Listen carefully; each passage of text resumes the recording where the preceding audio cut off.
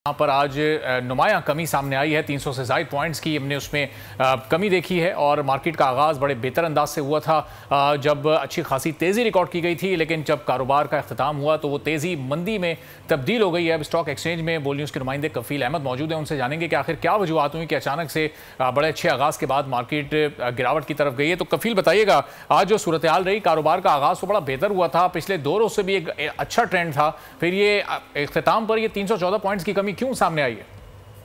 देखिए, मार्केट का आगाज काफी अच्छा और पॉजिटिव था और मार्केट जो है वो एक सेंटीमेंट पे अगर हम बात करें तो जो 66,000 का लेवल था मार्केट ने अबूर किया और 66,196 की बुलंद तरीन लेवल पे मार्केट गई है। तो हम इख्तिताम पे मार्केट में जो है वो सरमाए के उसूल के बाद जो हिस्से की फरोख जो है वो देखी गई है तमाम की जानिब से। अगर हम बात करें तो इख्तिताम पे 314 पॉइंट्स की मार्केट जो है वो कमी हुई है और 65,417 के लेवल पर मार्केट जो है वो क्लोज हुई है। जो माहिरीन से हमारी बात हुई, अगर आज भी हम बात कर लें तो जो वॉल्यूम है खासे कम रहे हैं और 11 अरब रुपए मालियत के 38 करोड़ जो एसेट्स हैं उसका कारोबार मार्केट में रिकॉर्ड किए गए। 113 कैपिटल केसेस में इजाफा, जबकि 221 में जो है वो कमी रिकॉर्ड की गई है।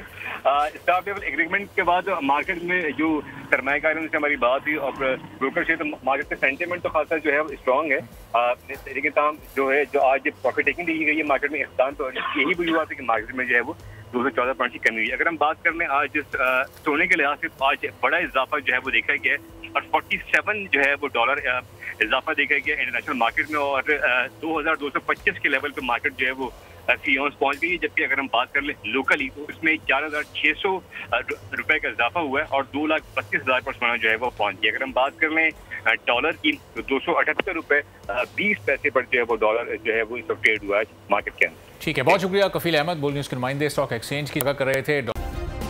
सब्सक्राइब करें और बेल दबाएं ताकि कोई खबर रह न जाए।